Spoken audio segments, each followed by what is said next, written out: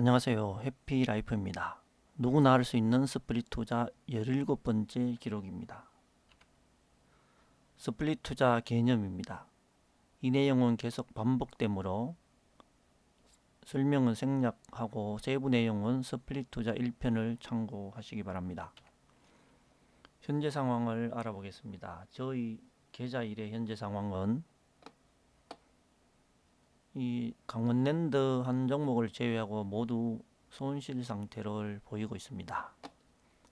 이 붉은색 표시한 두 개 종목은 소량으로 추가 매수를 하였고, 녹색 점선 표시한 이 종목들은 선발대로 소량으로 눈치를 보고 있는 그런 상황입니다. 그리고 선발대 종목으로 있던 금호석유 우선주와 하나는 매도를 하였습니다. 위에 이 종목들은 제가 장기 종목으로 보유하고 있는 종목이고, 이 연두색 표시한 이 부분은 지금 기준으로 판단해 보면 종목 선택 실패한 종목들입니다. 이 종목들은 모두 고점 매수에 들어간 종목으로서 그 이후에 많이 하락한 상황입니다. 전반적으로 하락 장세이기 때문에 저도 이렇게 수익률이 좋지 않습니다. 저도 피할 수가 없는 상황입니다. 계좌 이해의 상황을 보시면 마찬가지로 수익률은 대부분 마이너스를 보이고 있습니다. 이 붉은색 표시한 부분은 소량으로 추가 매수를 하였고 주가가 더 하락하였기 때문에 이 녹색 표시한 두 개 종목은 신규 매수를 하였습니다. 그리고 파란색 표시한 부분은 4월에 잠시 반등하는 시점을 이용해서 부분 매도를 하였고, 넥센타이어 SK는 전량 매도를 하였습니다. 계좌 3도 추가 하락이 되어서 셀바이오텍과 에코마케팅을 신규로 매수하고 있는 중입니다. 그리고 종목별 하락 매수 기준율을 정했는데 현재 하락세가 너무 강하여 기준율보다 조금씩 늦게 매수하고 있는 상황입니다. 계좌 4는 아직 잔고가 없습니다. 제가 보유한 종목은 종합지수보다 먼저 많이 하락하였기에 2022년도 2월이 되면서 이제 주가는 상승할 일만 남았다라는 생각이 들었는데, 그래도 또 추가 하락이 일부 발생하고 있습니다. 물론 2월 달에 폭락했던 그 수준보다는 대부분 위에 있지만 저도 하락을 피할 수는 없는 상황입니다. 수익률을 잠시 보시면 1분기에는 2월과 3월에 주가가 잠시 반등을 해서 이렇게 수익률이 플러스로 나타났으나 5월에 다시 주가가 하락하여 현재 2분기는 마이너스 상태를 보이고 있습니다. 누적 수익률은 본전 수준 근처에 와 있습니다. 현재 수익 금액은 110만원 정도입니다. 계좌 1은 1.5%, 계좌 2는 마이너스 0.2%, 계좌 3은 10% 수익률을 보이고 있습니다.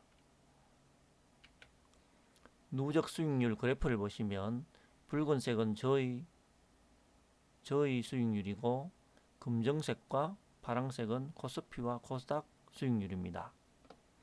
저는 계좌 1과 계좌 2에는 이렇게 현재 본전 수준으로 이렇게 수익률이 와 있고, 계좌 3은 많이 하락한 상태의 종목을 매수하는 계좌이기 때문에 이렇게 좀 높게 되어 있습니다. 그러나 금액은 얼마 안 됩니다. 다행인 것은 종합지수보다는 그래도 제가 선방을 하고 있다는 것입니다. 21년도 연간 수익률이 플러스 10% 정도였는데 22년도 현재 약 1% 정도를 보이고 있습니다. 종합지수는 마이너스 12%, 16% 정도 되고 있습니다.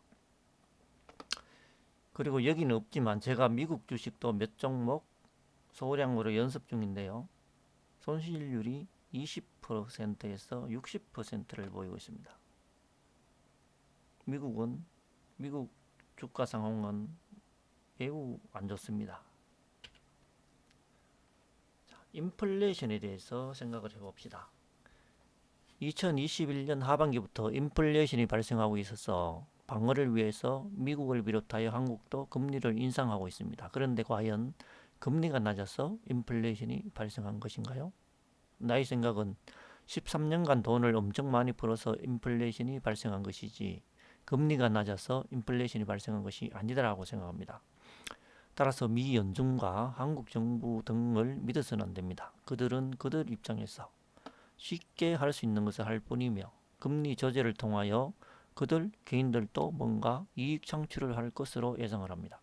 정말로 인플레이션을 막으려면 금리를 올려 하는 것이 아니라 그동안 엄청나게 찍어낸 돈을 회수해야 정답이라고 생각합니다.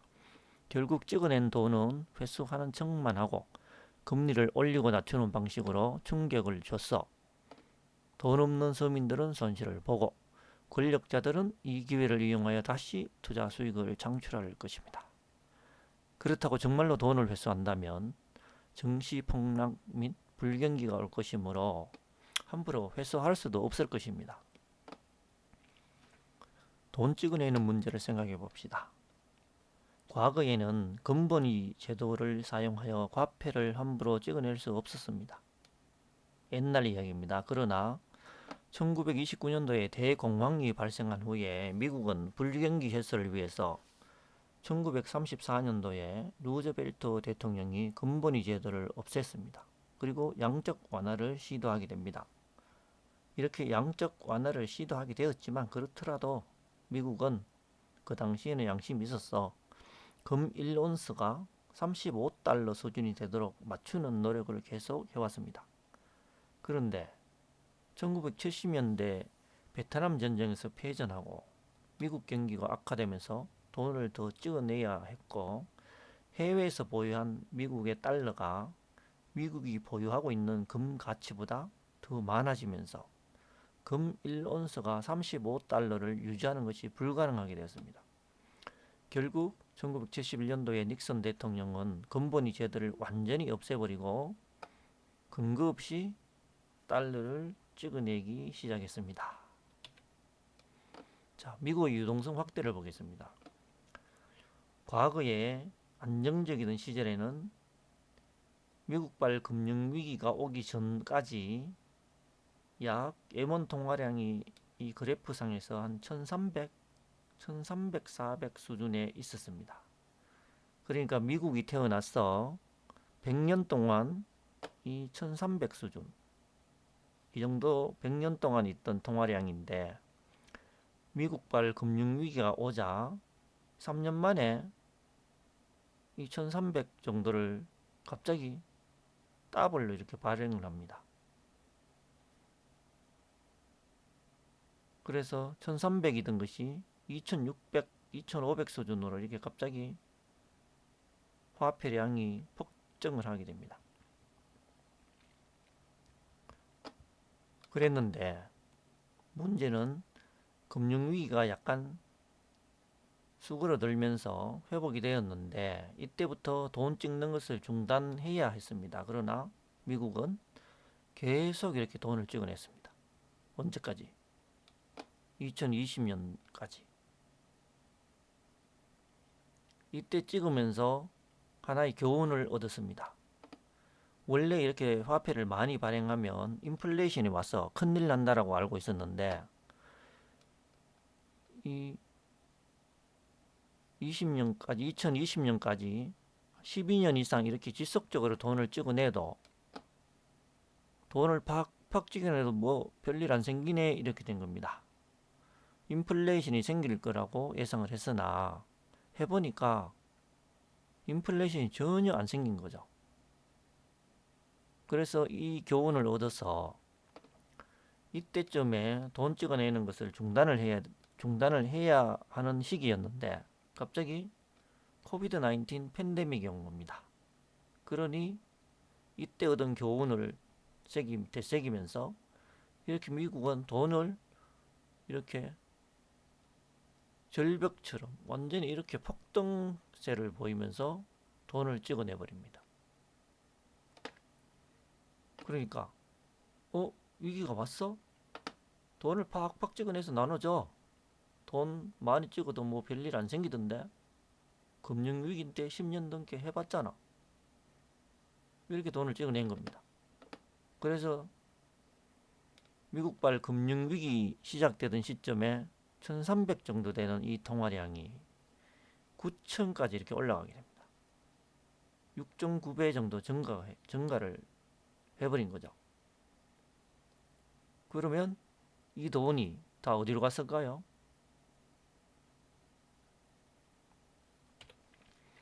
자, 미국의 유동성장과 지수를 보겠습니다. 2009년도, 2008년도 말에 금융위기가 오면서 이렇게 주가가 폭락을 했습니다.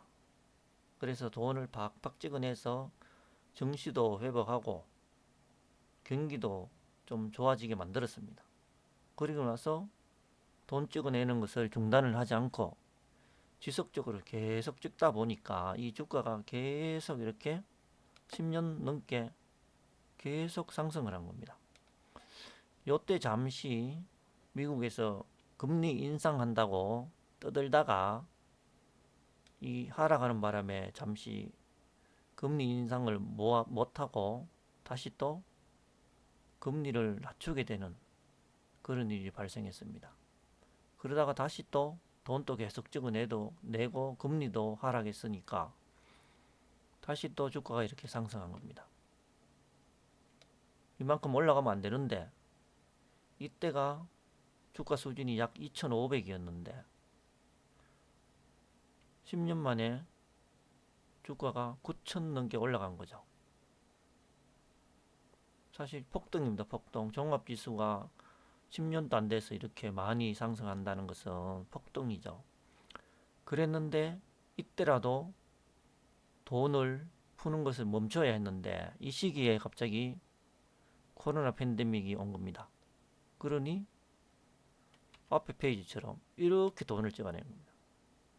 돈을 그냥 마구마구 찍어내고 고속으로 돌려서 찍어냈습니다. 그러니까 주가가 잠시 주춤하다가 한 2달만 주춤하고 나서 다시 폭등을 했습니다. 그래서 나스닥 지수가 16,000까지 그냥 폭등을 해버린 겁니다.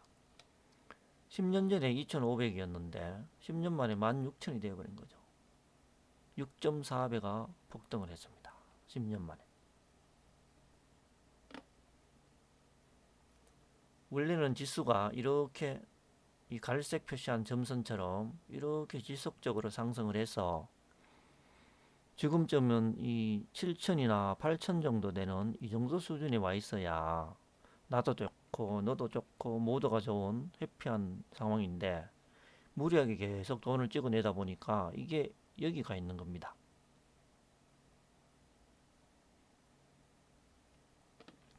그래서 갑자기 이렇게 단기간에 또 폭락을 하고 있습니다. 폭락을 했는데 현재 어디에 와 있습니까? 11,300 정도, 16,000에서 11,300 정도 나스닥 종합지수가 이렇게 폭락을 보이고 있습니다. 그런데 자, 반대로 생각해 보면 10년 전에 2,500 하던 것이 현재 11,300입니다. 몇 배가 올랐습니까? 현재 기준이 2,500에서 11,300이니까 4.5배 폭등한 상황입니다. 아직도. 미국 증시는 이렇습니다.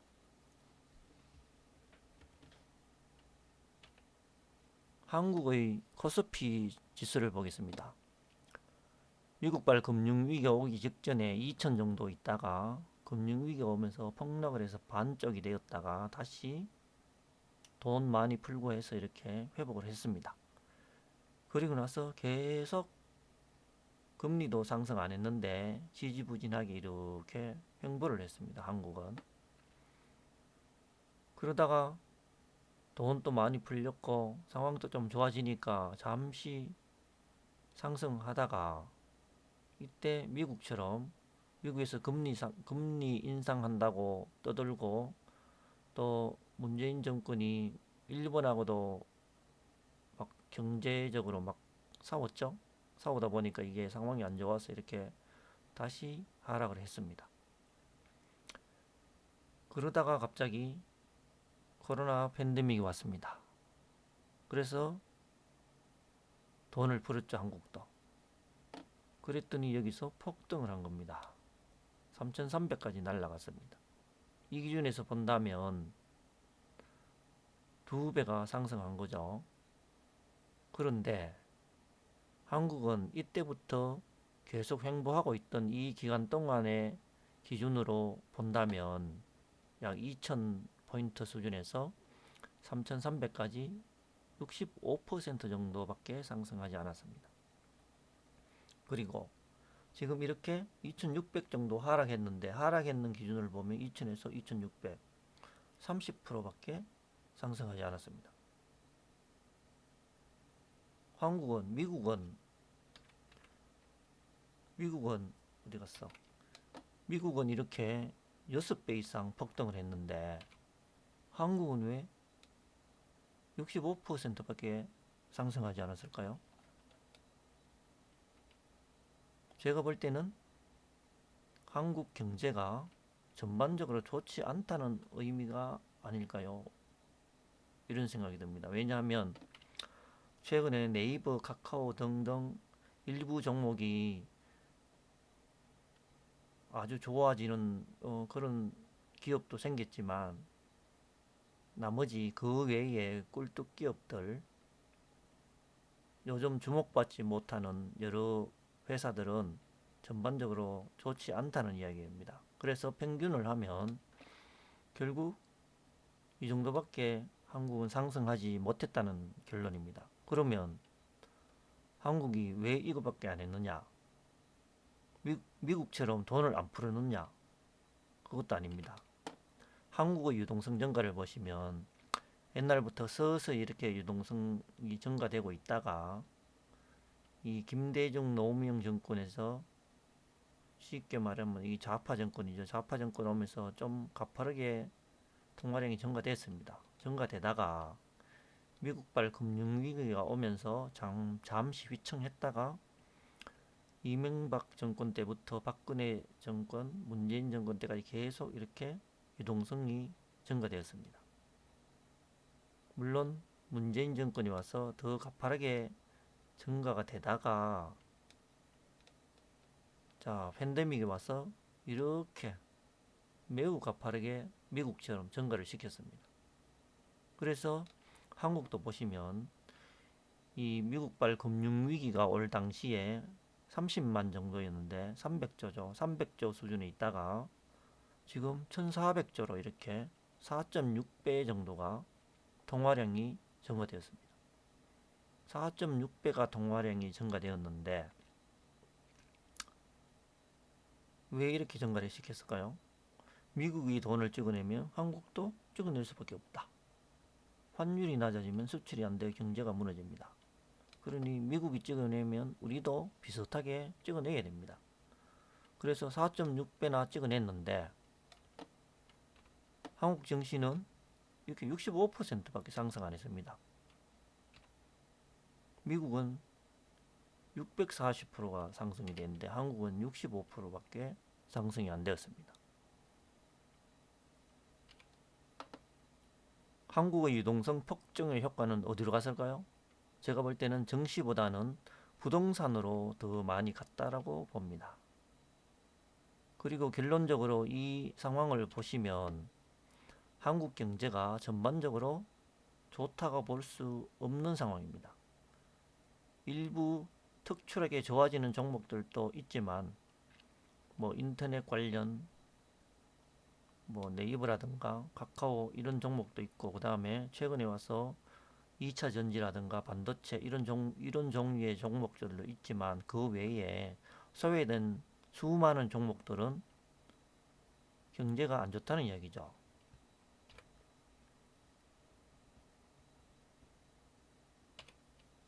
자, 그러면 이제 와서 주가 하락은 어디까지일까요? 결론은 알 수 없습니다. 주가는 지표나 수치만 반영되는 것이 아니라 심리가 반영되므로 정확한 하락 수준은 알 수 없습니다. 하지만 객관적인 수치를 봤을 때 미국보다는 한국이 폭락할 가능성이 더 적다라고 결론을 내릴 수 있습니다. 현재 코스피는 2600인데 통화량 증가가 4.5배 이상 된 상태이므로 2000까지 하락하기는 어렵습니다.